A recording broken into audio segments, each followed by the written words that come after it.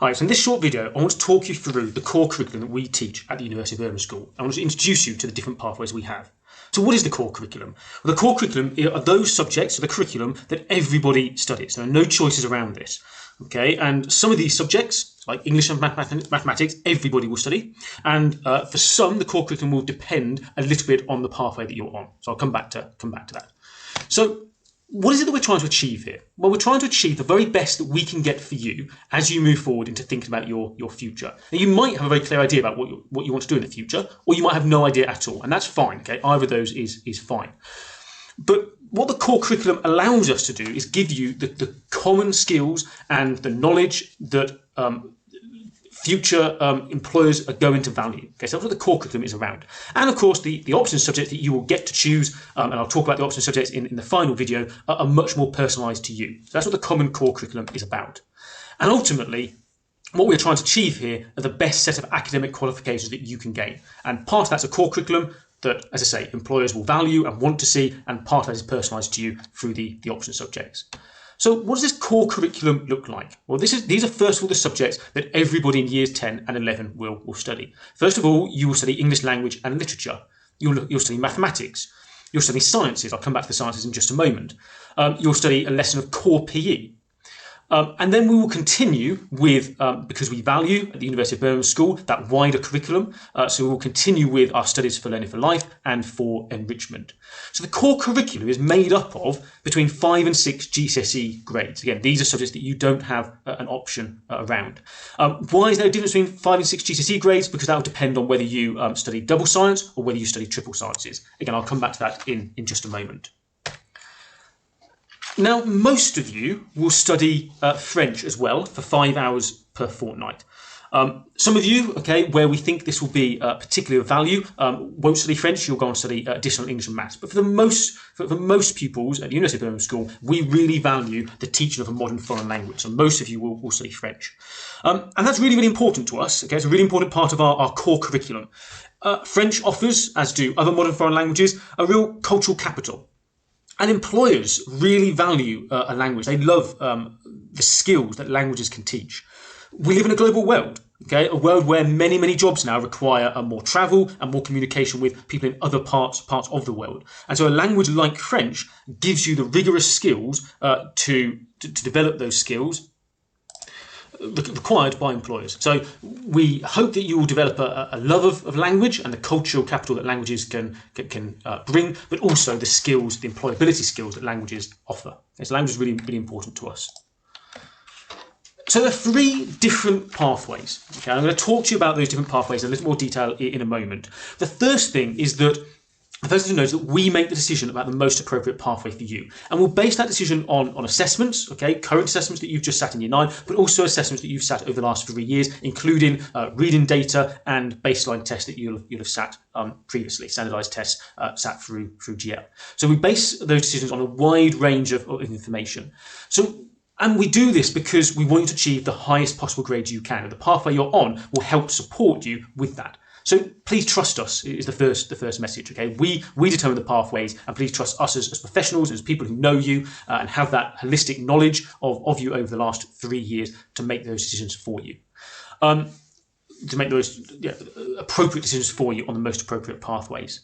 We will communicate to you over the next few weeks which pathway you are on, and then the different options available to you when we send out those forms that we need you to fill in around which option subjects you are going to do. Okay, the pathway you're on will mostly impact the option subjects. It will have some impact on the core curriculum that you do, and I'll go through that in just a moment. There is sometimes a common misconception around double science. Sometimes people think, well, you can't do medicine if I'm on a pathway that only allows me to teach double science. That isn't the case. Okay, you can go on to do medicine with double science, and the most important thing is getting the highest grade possible. Again, I'll talk through the difference between double science and triple science in just a moment. So what are these 3 pathways? Well, first of all, pathway A. Pathway A, again, you will study the core curriculum of maths and English. You'll study the core curriculum of double science. This time, you'll study some additional English and maths, and then you'll have 3 option subjects for you. And again, I'll talk about option subjects in the next video.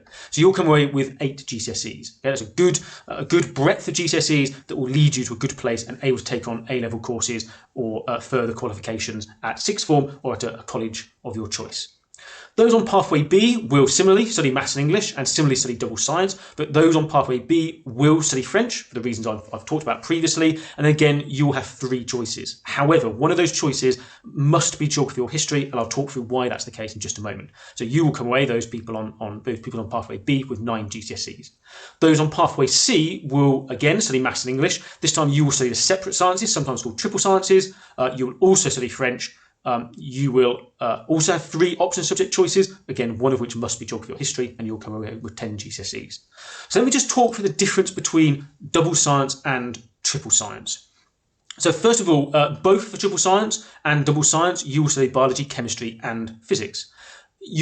For both, regardless of whether you're doing double or separate or triple sciences, you will study that science for 6 hours per week.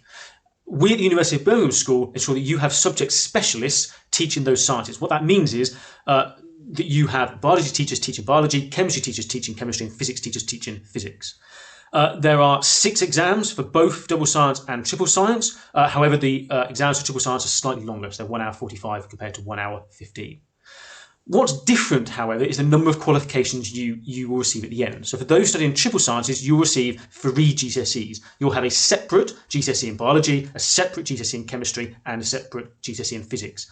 For those doing the double award, you won't see the differences between biology, chemistry, and physics. You'll come away with, it will just say science award, and it will be, say, a 6-7 or a 5-5 or a 4-4, whatever it might be. So you won't see a distinction between biology, chemistry, and physics. Is the double science as rigorous as the triple science? Is it as well respected? Absolutely. Okay, and as we've said already, you can go on to do medicine with double science and with triple separate sciences. So I've said already that those on Pathway B and Pathway C will be asked to pick geography or history. And there are 2 really important reasons for this. The first is that some subjects at GCSE are called facilitating subjects.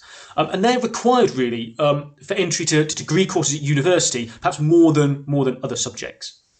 So these are the facilitating subjects that are particularly respected by universities. Okay, so you can see the sciences there. You can see English. You can see French. Okay, modern languages. You can see obviously maths, and then you see geography and history there as well. So that's the first reason that we ask those on pathways B and C to choose geography or history. The other reason is that geography and history make up what's called the English Baccalaureate. And this baccalaureate is something that the government, the Department of Education, are really keen that pupils study. That as many pupils as possible go on to study the English Baccalaureate. As I say, it's sometimes called the gold standard. And essentially, if you achieve a qualification in English, either language or literature, and maths and science, either double or triple sciences, it doesn't matter, history or geography, and a foreign language, you will automatically achieve what's called the English Baccalaureate. And that's something that's really, really well respected by universities and by employers. And actually, I can show you that here. So these are the percentage of pupils entering the English Baccalaureate across 4 different higher institutional groupings. And you can see those pupils who go on to study at Oxford or Cambridge, the vast, vast majority, 80% of them, are those who have studied the English Baccalaureate, those who have achieved the English Baccalaureate. Okay, there are no extra exams in it, there's no extra study in it, you automatically get the English Baccalaureate if you achieve a grade in English, maths, science, history or geography and a foreign language. Again, you can see the proportions here for those who go on to do to Russell Group universities, so the top universities in the country. The vast majority are those who have been awarded the English Baccalaureate.